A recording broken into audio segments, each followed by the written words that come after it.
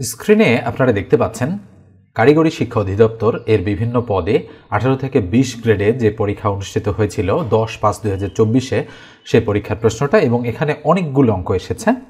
মূলত এই ধরনের পরীক্ষায় মোটামুটি হচ্ছে 20 থেকে 25% অঙ্ক থাকে যতগুলো প্রশ্ন হয় তার মধ্যে। তো প্রথম যে অঙ্কটা রয়েছে খেয়াল করে দেখেন, বলা হচ্ছে একটি খাতা 30 টাকায় বিক্রয় করলে যত ক্ষতি হয় 60 টাকা বিক্রয় করলে তার দ্বিগুণ লাভ হয়। খাতাটির ক্রয় মূল্য কত টাকা?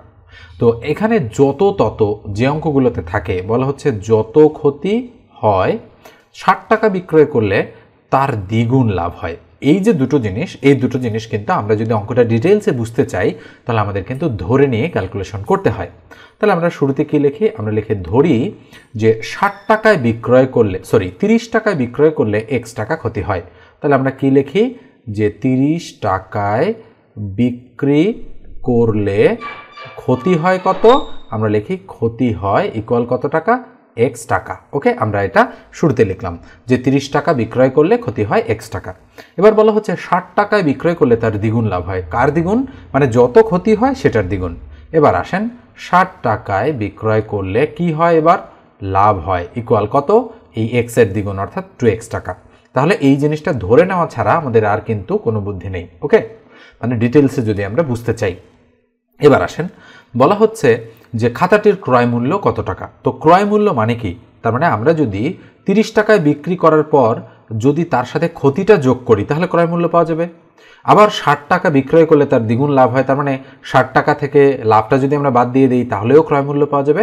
তার মানে আমাদের মাথায় রাখতে হবে যে আমরা এই 30 টাকার সাথে যদি x যোগ করতে পারি, তার মানে 30 যোগ x এইটা ইকুয়াল টু হোয়াট, এটা আমরা বের করতে চাই। যেহেতু ক্রয় মূল্য বের করতে বলেছে যে 30 টাকায় বিক্রয় করলে যত ক্ষতি হয়, তা আমি ধরলাম 30 টাকা বিক্রি করলে 20 টাকা ক্ষতি হয়, এটা আমি ধরে নিলাম। তাহলে বলেন তো দেখি জিনিসটার ক্রয় মূল্য কত ছিল? 30 যোগ 20 তার মানে 50 টাকা। তো এই জন্য আমরা এই ভ্যালুটা বের করতে চাই শুরুতে, সেটা আমরা ফাইন্ড আউট করে রাখলাম যে আমরা 30 যোগ x এর ভ্যালুটা বের করতে চাই। এবার আসেন, তাহলে আমরা প্রশ্ন মতে বিল্ড আপ করবো। তাহলে প্রশ্ন মতে আমরা কি বলতে পারি বলেন তো দেখি? প্রশ্ন মতে আমরা বলতে পারি যে 30 টাকা তার সাথে যদি আমরা x যোগ করি, 30-এর সাথে x যোগ তার মানে ক্রয় মূল্য। এবার বলা হচ্ছে তার দ্বিগুণ লাভ হয় 60 টাকায় বিক্রয় করলে, তাহলে মাঝখানে ইকুয়াল 60 মাইনাস 2x, তার মানে এটা হচ্ছে ক্রয় মূল্য। তাহলে এটাও ক্রয় মূল্য, কেননা 60 টাকায় বিক্রি করলে খেয়াল করে দেখেন তার দ্বিগুণ লাভ হয়। তার মানে আমরা 60 টাকা থেকে 2x আমরা যদি বাদ দিয়ে দিই লাভটা, তাহলে ক্রয় মূল্য থাকে। তার মানে আমরা ইকুয়েশনটা কমপ্লিট করলাম, ক্রয় মূল্য ইকুয়াল ক্রয় মূল্য এই আদলে। এবার আমরা ক্যালকুলেশন করব। তাহলে বা x এই 2x এইদিকে আসলে প্লাস 2x ইকুয়াল 60, এই 30 ওইদিকে গেলে মাইনাস 30 হয়ে যায়। তাহলে বা 3x ইকুয়াল টু কত? 3x ইকুয়াল হচ্ছে আমাদের 60 থেকে 30 গেলে 30 থাকে। তাহলে সুতরাং x এর ভ্যালু কত? 30-কে 3 দ্বারা ভাগ করলে 10, তাহলে এই x হচ্ছে ক্ষতির পরিমাণ। তো খেয়াল করে দেখেন এই যে x হচ্ছে কি আমাদের ক্ষতি। কত টাকা ক্ষতি? আমাদের 10 টাকা ক্ষতি। তাহলে 30 টাকা বিক্রি করলে ক্ষতি হয় 10 টাকা। তাহলে জিনিসটার ক্রয় মূল্য কত? 30 আর 10, তার মানে 30 যোগ 10 ইকুয়াল কত? 40 টাকা হচ্ছে ওই জিনিসটার ক্রয় মূল্য। ওকে, আবার আমরা যদি ক্রয় মূল্য অন্যভাবে বের করতে চাই, তার মানে আমাদের কি করতে হবে? এই 60 থেকে 2x বাদ দিতে হবে। 2x মানে 10 দুগুণ 20, 60 থেকে 20 বাদ দিলে 40। তার মানে আপনি যেদিকেই যান না কেন আপনার ক্রয় মূল্য বের হবে 40 টাকা। তো অঙ্কটা কিন্তু মোটামুটি কঠিন রয়েছে, খুব একটা ইজি অঙ্ক নয়। এই অঙ্ক আপনারা চাইলে শর্টকাট মেথডেও করতে পারেন। তো আমি অন্য কোনো সময় এই শর্টকাট মানে সুপার শর্টকাট মেথড নিয়ে আপনাদের সঙ্গে আলোচনা করব। এবার আসেন 2 নম্বর যে অঙ্কটা রয়েছে সেটা একটু খেয়াল করেন। 2 নম্বর অঙ্কটাতে দেখেন তো কি বলা হচ্ছে? বলা হচ্ছে 1 হালি ডিমের দাম 48 টাকা হলে 9টি ডিমের দাম কত হবে? খুবই সহজ একটা অঙ্ক। 1 হালি মানে কয়টা? 1 হালি মানে 4টা। তাহলে 48 টাকা হচ্ছে 1 হালি ডিমের দাম। তাহলে 4 12 48, তাহলে প্রত্যেকটা ডিমের দাম কত? তার মানে প্রতি ডিম হচ্ছে আমাদের 12 টাকা। তাহলে বলা হচ্ছে 9টি ডিমের দাম কত? তাহলে 12কে যদি আমরা 9 দিয়ে গুণ করি তাহলে 9 দুগুণ 18, 8 হাতে কত? 1, 9 একে 9 আর একে 10, 108 টাকা হচ্ছে 9টা ডিমের দাম। তো খেয়াল করে দেখেন এই যে এ নাম্বারে রয়েছে 108। এবার আসেন 3 নম্বর যে অঙ্কটা আছে সেটা আমরা সলিউশন করব। তো 3 নম্বর অঙ্কটাতে বলা হচ্ছে একটি বাক্সের দৈর্ঘ্য 2 মিটার, প্রস্থ 1.5 মানে 1.5 মিটার এবং উচ্চতা হচ্ছে 1 মিটার। বাক্সটির আয়তন কত? ওকে, তার মানে আমাদের হচ্ছে আয়তন, একটা বাক্সের আয়তন বের করার সূত্রটা আমাদেরকে লিখে দিতে হবে। তো আমরা সূত্রটা একটু প্রয়োগ করব। আমরা সূত্রটা কি লিখতে পারি আপনারা একটু দেখেন। তাহলে দেখেন আমরা সূত্রটা লিখে দিয়েছি। এটা দ্বারা কি বোঝাচ্ছে? আয়তন ইকুয়াল দৈর্ঘ্য গুণন প্রস্থ গুণন উচ্চতা। মনে রাখবেন যে একটা বাক্স কিন্তু আসলে নর্মালি দৈর্ঘ্য গুণন প্রস্থ এই আদলে থাকে না। তো আমরা যদি একটু অঙ্কন করার চেষ্টা করি, খেয়াল করে দেখেন আমরা অনেকেই এটা অঙ্কন করতে পারি। তো একটা বাক্স কিন্তু এই রকমভাবে এর দৈর্ঘ্য আছে, প্রস্থ আছে, উচ্চতা আছে, ঠিক আছে? এই কারণে আমরা এই সূত্র প্রয়োগ করব, দৈর্ঘ্য গুণন প্রস্থ গুণন উচ্চতা। বলেন তো দেখি দৈর্ঘ্য কত? দৈর্ঘ্য বলা হচ্ছে 2 মিটার, তাহলে 2 গুণন প্রস্থ কত? 1.5, তাহলে দিলাম 1.5 ইন্টু উচ্চতা কত? উচ্চতা হচ্ছে 1 মিটার, প্রত্যেকটাই মিটারে। তার মানে আমরা বলতে পারি 2 একে 2, 2 দ্বারা 1.5কে গুণ করলে 1.5 দুগুণ 3, তার মানে কত হচ্ছে? 3 ঘন মিটার হচ্ছে আমাদের সঠিক উত্তর। যেহেতু এগুলো মিটারে দেওয়া আছে, খেয়াল করে দেখেন এই যে মিটার, প্রত্যেকটা যেহেতু মিটার মিটার মিটার মিটার যদি আমরা গুণ করি তাহলে ঘন মিটার হয়ে যায়, ঠিক আছে? তার মানে বি নাম্বার যে অপশনটা রয়েছে সেটাই কিন্তু আমাদের রাইট অপশন। এবার আমরা নেক্সট অঙ্কে চলে যাচ্ছি। 4 নম্বর অঙ্কটা দেখেন, বলা হচ্ছে 1 মিটার সমান কত ইঞ্চি, অর্থাৎ 1 মিটারে কত ইঞ্চি হয়। তো খুবই সহজ এটা, আমরা বলতে পারি যে 1 মিটার সমান 39.37 ইঞ্চি, ঠিক আছে? তাহলে 1 মিটার মানে কত ইঞ্চি? 39.37 ইঞ্চি। জাস্ট এটা মুখস্থ হিসেবে আপনাদের যেন থাকে, এই জন্য আমি আবারও লিখে দিলাম, ঠিক আছে? এটা খুবই বেশি আসে কিন্তু, এটা হচ্ছে ভিভিআই আমরা বলতে পারি, ভেরি ভেরি ইম্পর্ট্যান্ট। বিশেষত বিভিন্ন গ্রেডের যে পরীক্ষাগুলো আছে, মানে হচ্ছে 12, 13, 14, 15 থেকে 20 গ্রেড পর্যন্ত, সেগুলোতে এই অঙ্কটা সবচেয়ে বেশি আসতে দেখা যায়। অর্থাৎ এগুলো কিন্তু মুখস্থ টাইপ প্রশ্ন। এবার আসেন 5 নম্বর যে অঙ্কটা, বলা হচ্ছে 1000-এর 12% কত? তো এটাও খুব ইজি। তাহলে 1000 এর মানে কিছুটা গুণের মতো কাজ করে, 12% মানে উপরে 12 তার নিচে 100, 2 শূন্য 2 শূন্য ক্রস করে দিলাম, 10 আর 12 গুণ করলে 12 10 120, তার মানে সঠিক উত্তর হচ্ছে বি নম্বরটা। বলে যে কোনটি মৌলিক সংখ্যা? খেয়াল করে দেখেন তো, পৃথিবীর একমাত্র জোড় মৌলিক সংখ্যা হচ্ছে 2। আমরা এটা জানি, কারণ মৌলিক সংখ্যা শুরু হয় 2 থেকে। তো মৌলিক সংখ্যার সংজ্ঞায় আমরা বলতে পারি যে সংখ্যাকে 1 এবং ওই সংখ্যা ছাড়া অন্য কোনো সংখ্যা দ্বারা ভাগ করা যায় না তাকে বলা হয় মৌলিক সংখ্যা। এবং প্রত্যেকটা দেখেন 16কে 8 দ্বারা, 2 দ্বারা, 4 দ্বারা ভাগ যায়, 9কে 3 দ্বারা ভাগ যায়, 12কে 2 দ্বারা, 3 দ্বারা, 4 দ্বারা, 6 দ্বারা ভাগ যাচ্ছে, কিন্তু 2কে 1 আর 2 ছাড়া অন্য কোনো সংখ্যা দ্বারা ভাগ যাচ্ছে না। তাই আমরা বলতে পারি 2 হচ্ছে একটা প্রাইম নাম্বার বা মৌলিক সংখ্যা। এবার আসেন 7 নম্বর যে অঙ্কটা রয়েছে সেটা আমরা করব। ত্রিভুজের 3 কোণের সমষ্টি কত? আচ্ছা বলেন তো দেখি, আমরা যদি একটা ত্রিভুজ অঙ্কন করি, এই হচ্ছে আমাদের একটা ধরেন ত্রিভুজ, এবং আমরা আনুমানিক একটা সমকোণী ত্রিভুজ অঙ্কন করলাম। এই ত্রিভুজটার 3টা কোণ কোনটা কোনটা? ধরেন এটা এ, এটা এ কোণ, এটা বি, তার মানে এটা বি কোণ, এটা হলো সি, তার মানে এটা সি কোণ। মনে রাখবেন একটা ত্রিভুজের এই যে 3টা কোণ, এই 3টা কোণ সবসময় 180 ডিগ্রি উৎপন্ন করে। আচ্ছা 180 ডিগ্রি এখানে উত্তরে কিন্তু সমকোণ আদলে রয়েছে, খেয়াল করে দেখেন প্রত্যেকটাই কি আদলে? সমকোণ আদলে। তো এই কারণে 180কে যদি আমরা 90 দ্বারা ভাগ করি তাহলে আমাদের সমকোণ বের হয়ে যাবে, কারণ আমরা জানি এক সমকোণ মানে হচ্ছে 90 ডিগ্রি, ঠিক আছে? তাহলে 0 0 ক্রস, 9 2 18 2, তার মানে আমাদের 2 সমকোণ হচ্ছে এটার সঠিক উত্তর। তাহলে উত্তরটা কত? বি নম্বর অপশনটা আমাদের রাইট। এবার আমরা পরের অঙ্কে চলে যাচ্ছি। তো এরপরে দেখেন 8 নম্বর যে অঙ্কটা রয়েছে, 8 নম্বর অঙ্কটাতে কি বলা হচ্ছে? ক্রয় মূল্য ও বিক্রয় মূল্যের অনুপাত 5:7 হলে লাভের পরিমাণ শতকরা কত? খুবই সুন্দর একটা অঙ্ক এটা। তাহলে কি কি আমাদের বের করতে বলেছে? আমাদের বের করতে বলেছে যে দেখেন খেয়াল করে লাভের পরিমাণ কত হবে সেটা। তো লাভের পরিমাণ বের করার জন্য আমরা করব কি, যে যেহেতু আমাদের বলা আছে যে ক্রয় হচ্ছে আমাদের কত? 5, আর বিক্রয় হচ্ছে আমাদের কত? 7। আচ্ছা বলেন তো তাহলে আমাদের লাভ হয়েছে না লস হয়েছে? অবশ্যই লাভ। তাহলে লাভ মানে 5, 7 - 5 = 2। তাহলে লাভের পরিমাণ বের করতে বলেছে এবং শতকরা লাভ। মনে রাখবেন আমরা শতকরা যে কোনো জিনিস বের করি কিভাবে? নিচে হচ্ছে ক্রয় মূল্য, তার উপরে লাভ গুণন 100। মনে রাখতে হবে এটা কিন্তু সবসময়, লাভ বা ক্ষতি সবসময় ক্রয় মূল্যের উপর হিসাব করতে হয়। তাহলে ক্রয় মূল্য 5 টাকা, তার মানে 5 টাকায় লাভ হয় 2 টাকা, 100 টাকায় কত? ঐকিক নিয়মের আদলেও আমরা সাজাতে পারি, কিন্তু এভাবেই করাই বুদ্ধিমানের কাজ। 5 20 100, 20 দ্বারা 2কে গুণ করলে 20 2 40%। তাহলে খেয়াল করে দেখেন আমাদের 8 নম্বর যে প্রশ্নটা আছে এর সঠিক উত্তর হচ্ছে 40%। এবার আমরা 9 নম্বর প্রশ্নে চলে যাচ্ছি। তো 9 নম্বরটা দেখেন কি বলা হচ্ছে? x + y = 7, xy = 6 হলে x² + y² এর মান কত? তো এইটার একটা অনুসিদ্ধান্ত এমনভাবে প্রয়োগ করতে হবে যেন এই দুইটা ভ্যালু সেখানে ইনক্লুড হয়ে যায়, মানে এই দুটার মান আমরা সেখানে বসাতে পারি। তো এই এ স্কোয়ার প্লাস বি স্কোয়ারের তিনটা অনুসিদ্ধান্ত আছে। ওকে, তিনটা অনুসিদ্ধান্ত কি কি আমি যদি একটু বলি, একটু আপনারা ভালো করে দেখেন যাদের প্রবলেম।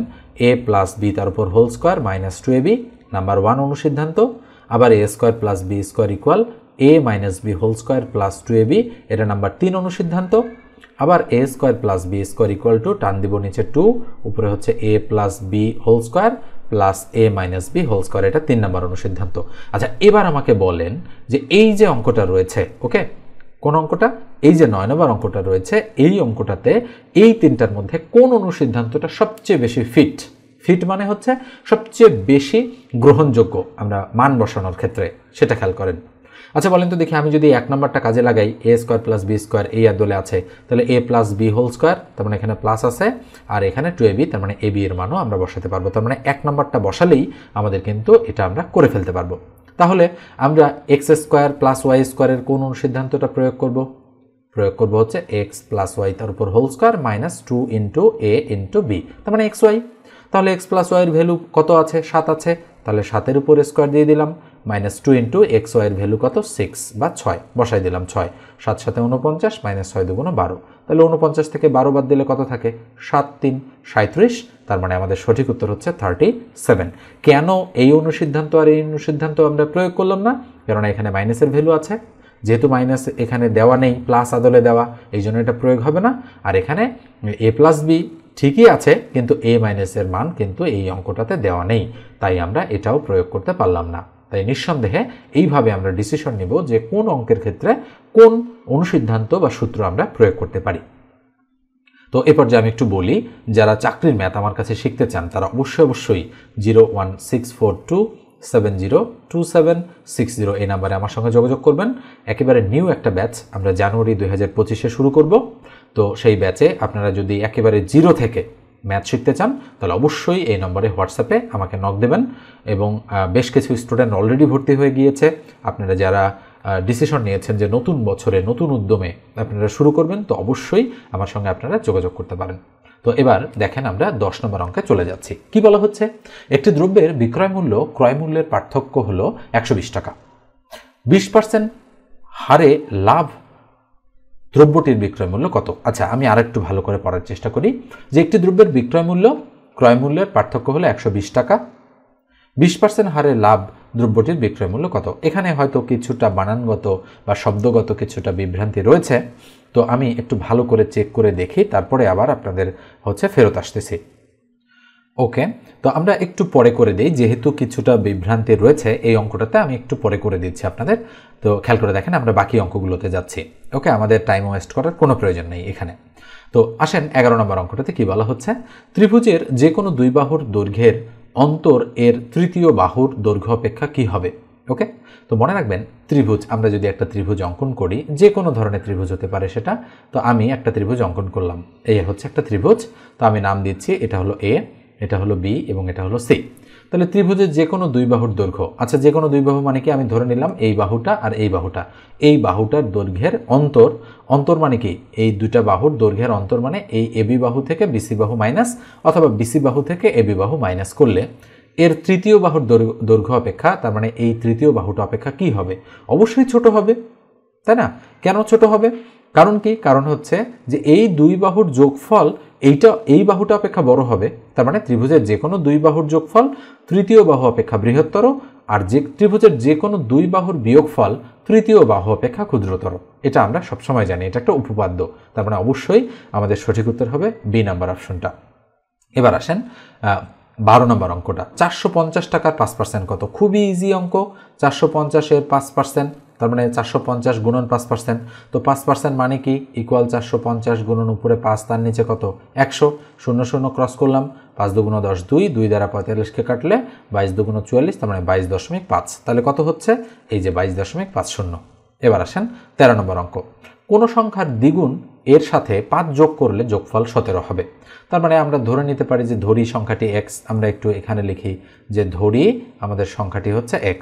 তাহলে প্রশ্ন মতে কি হবে? কোন সংখ্যার দ্বিগুণ, তাহলে 2x, এর সাথে 5 যোগ করলে, তাহলে এর সাথে 5 যোগ করলে কত হবে, যোগফল হবে 17, তাহলে 17 দিয়ে দিলাম। তাহলে বা 2x = 17 থেকে 5 যদি আমরা বাদ দিয়ে দেই, 17 বিয়োগ 5 তার মানে 12, তাহলে বা 2x = 12। ওকে, তাহলে সুতরাং x এর ভ্যালু কত, 12কে 2 দ্বারা ভাগ করলে 6, তাহলে নিঃসন্দেহে আমরা বলতে পারি যে হচ্ছে উত্তর হচ্ছে আমাদের বি নম্বর যে অপশনটা রয়েছে সেটা। এবার আসেন আমরা পরেরটাতে চলে যাচ্ছি। তো পরেরটাতে কি বলা হচ্ছে দেখেন, পিতা পুত্রের এই অঙ্কটা বলা হচ্ছে পিতা ও পুত্রের বয়সের অনুপাত 5:3। পিতার বয়স 42 বছর হলে পুত্রের বয়স কত?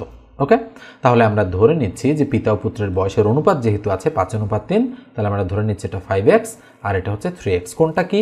পিতার বয়স হচ্ছে 5x, তার মানে এটা হচ্ছে পিতা আর এটা হচ্ছে পুত্র। ওকে, তার মানে এটা পিতা আর এটা পুত্র। পিতা হচ্ছে 5x, পুত্র হচ্ছে 3x। পিতার বয়স 42 বছর হলে, আচ্ছা পিতার বয়স 42 মানে কি? তাহলে আমরা বলতে পারি 5x = 42। তাহলে x = কি? উপরে 42 তার নিচে 5, নিঃসন্দেহে বলা যায় এটা। ওকে, x এর ভ্যালু, তাহলে x এর ভ্যালু এটা। বলা হচ্ছে পুত্রের বয়স কত, তাহলে পুত্রের বয়স কত? 3x, তার মানে x এর মানটা এখানে আমরা বসাই দেব 3 × উপরে 42 তার নিচে 5, তাহলে কত হয়? আমরা যেটা ক্যালকুলেশন করে বের করতে পারি, খেয়াল করে দেখেন। আচ্ছা, আমাদের হয়তো কোথাও জিনিসটাতে ভুল হচ্ছে, আমি আবারও যাচ্ছি অঙ্কটাতে। একসঙ্গে অনেকগুলো অঙ্ক করলে এরকম হয়ে যায় মধ্যে মধ্যে, আবার যাচ্ছে। পিতা ও পুত্রের বয়সের অনুপাত 5:3, তার মানে পিতা হচ্ছে 5x আর পুত্র হচ্ছে 3x, এটা আমরা বুঝে ফেললাম। পিতার বয়স 42 বছর হলে, তার মানে পিতা যদি 42 হয় তাহলে পুত্রের বয়স কত? ওকে, তার মানে 3x এর মান কত হবে সেটা আমাদের কাছে জানতে চাচ্ছে। তো আমরা কি করতে পারি? দুঃখিত, তো খেয়াল করে দেখেন, আমরা আসলে এই অঙ্কটা এই মুহূর্তে করতে পারতেছি না। কারণ কি? কারণ হচ্ছে যে আবার ওই আগের মতোই কিন্তু চলে আসতেছে। ওকে, তো আমি আবারও একটু করার চেষ্টা করি আসলে। তো জানি না অঙ্কটা ঠিকঠাক হচ্ছে কিনা। 5x = 42 এটা আমরা অ্যাকর্ডিং টু দ্য কোশ্চেনে বলতে পারি। তাহলে x = উপরে 42 তার নিচে 5, আমরা এটা বলতেই পারি। তাহলে এখন আমরা যদি এখানে কাটাকাটি করি, তাহলে 5 × 8 = 40, থাকে কত? 2। তার মানে একটু আমরা ভাগ করে দেখি, তাহলে কত হয়? 5 × 8 = 40, থাকে হচ্ছে দেখেন খেয়াল করে, 2 থাকে, দশমিক দিয়ে 0, 4 × 5 = 20, 8.4। 8.4 কার ভ্যালু বের করলাম আমরা? x এর ভ্যালু বের করলাম 8.4। তাহলে সুতরাং এবার আমরা কার বয়স বের করতে পারি? আমরা পুত্রের বয়স বের করতে পারি, যেহেতু পুত্রের বয়স চেয়েছে। তাহলে 3 × 8.4। ওকে, তাহলে এই দুটো যদি আমরা গুণ করে দিই, 3 × 8 = কত? 24। তার মানে আমরা একটু গুণ করি আলাদা জায়গায়। 3 দ্বারা কতকে আমরা গুণ করব? 3 দ্বারা আমরা গুণ করব 8.4কে। ওকে, একটু মনোযোগ দেন। 8.4কে আমরা গুণ করব 3 দ্বারা। তাহলে 3 × 4 = 12, 2 হাতে কত? 1, 3 × 8 = 24 আর 1 কত? 25। তাহলে 1 ঘর পর দশমিক 1 ঘর পর দিয়ে দিলাম, তাহলে 25.2 হচ্ছে আমাদের হিসাবে সঠিক উত্তর। কিন্তু এখানে আমরা কোথাও দেখতে পাচ্ছি না 25.2 রয়েছে। তো এইরকম যদি হয়, কখনোই আপনারা এই অঙ্কটা দাগাবেন না। আপনারা একটু সার্চ করে দেখতে পারেন অনলাইনে যে আসলে এই অঙ্কটার উত্তর 25.2 কি না, অথবা এখানে কোন উত্তর আছে কিনা। যদি ঠিক থাকে তাহলেও আপনারা কমেন্ট সেকশনে লিখবেন যে হচ্ছে আপনার অঙ্কটা ঠিক আছে, এটা লিখবেন। আর যদি ঠিক না থাকে, তাহলে আমি যদি কোথাও ভুল করে থাকি, তাহলে অবশ্যই আপনারা সেই ভুলটা আমাকে আইডেন্টিফাই করে দেবেন। ঠিক আছে, 14 নম্বর অঙ্কটার ক্ষেত্রে আমি বলছি।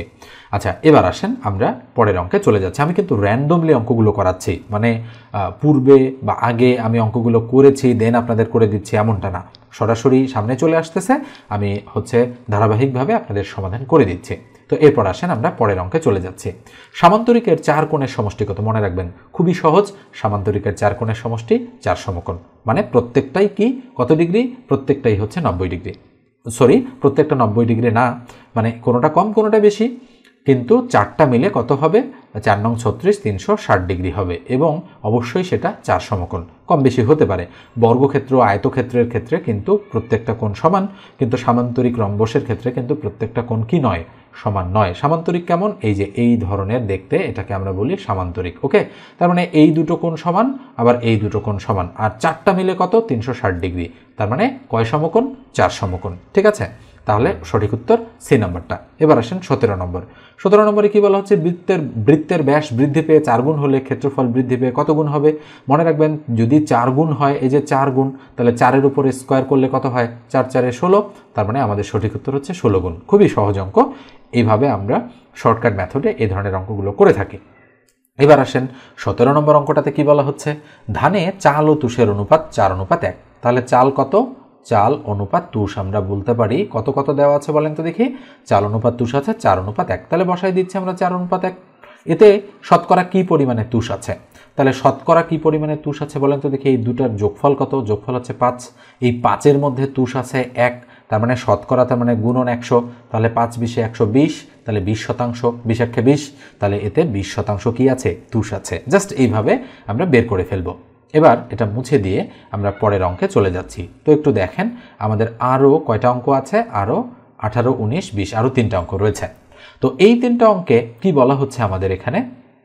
বলা হচ্ছে 18তে যে একটি চাকা ঘন্টায় 1000 বার ঘুরলে 72 সেকেন্ডে চাকাটি কতবার ঘুরবে। আচ্ছা, ঘন্টা আর মিনিটের হিসাব আমাদের করতে হবে। খুবই ইজি এই অঙ্কটা। তাহলে ঘন্টা মিনিটের হিসাব আমরা কিভাবে করব? আমরা জানি 1 ঘন্টা মানে কত মিনিট? 60 মিনিট। ওকে, আর 60 মিনিট মানে কত সেকেন্ড? 60 আর 60 যদি আমরা গুণ করি 3600 মানে 3600 সেকেন্ড। তাহলে 3600 সেকেন্ডে কয়বার ঘুরে? 1000 বার। বলেছে 72 সেকেন্ডে চাকাটি কতবার ঘুরবে। তাহলে কতবার ঘুরবে সেটা বের করতে বলেছে, তাই না? তাহলে আমরা ঐকিক নিয়মের সাহায্যে করতে পারি। 3600 সেকেন্ডে ঘুরে 1000 বার, তাহলে 1 সেকেন্ডে ঘুরে উপরে 1000, তার নিচে 3600, নিঃসন্দেহে বোঝা যাচ্ছে। তাহলে 72 সেকেন্ডে কতটুকু ঘুরবে? তাহলে 72 সেকেন্ডে ঘুরে ইকুয়াল, তাহলে উপরে 1000 গুণন 72, তার নিচে হচ্ছে 3600, তাহলে 2 0 2 0 ক্রস করলাম। এটাকে যদি কাটি 5 2 10 থাকলো 2, 18 2 36, তাই না? কত? 18 2 হচ্ছে 36, আর উপরে 72 আছে। আমরা 4 18 72 বলতে পারি। তাহলে 4 আর 5 যদি আমরা গুণ করি 4 5 20, তার মানে 20 বার। এই যে দেখেন, সি নাম্বার অপশনটা রাইট। এবার আসেন আমরা পরের অঙ্কে চলে যাচ্ছি। 19-এ বলা হচ্ছে একটি বর্গক্ষেত্রের ক্ষেত্রফল 400 বর্গমিটারের পরিসীমা কত? আচ্ছা, বর্গক্ষেত্র নিশ্চয়ই আপনারা চেনেন। এই হচ্ছে আমাদের একটা বর্গক্ষেত্র। কিভাবে বুঝলাম? যে এর 4 বাহু সমান, অর্থাৎ এটা যদি এ বি সি ডি হয় তাহলে এডি যা, এবিও যা, বিসিও যা এবং ডিসিও তাই। ওকে, তার মানে এই হচ্ছে প্রত্যেকটাই কিন্তু এটা সমান। আমরা বলতে পারি AB equal to BC equal to CD equal to DA বা এডি, সেম জিনিস। তাহলে একটি বর্গক্ষেত্রের ক্ষেত্রফল, আচ্ছা বলেন তো বর্গক্ষেত্রের ক্ষেত্রফলের সূত্র কি? এ স্কোয়ার ইকুয়াল টু 400। তাহলে বলেন তো এ ইকুয়াল টু √400। তাহলে সুতরাং এ এর ভ্যালু কত? 20, কেননা 20 20 400। তাহলে এক বাহু কত পাচ্ছি? 20। তাহলে প্রত্যেকটাই 20, নিঃসন্দেহে বোঝা যাচ্ছে। এবার বলা হচ্ছে পরিসীমা কত? মনে রাখবেন, পরিসীমা মানে এই 4 বাহুর যোগফল।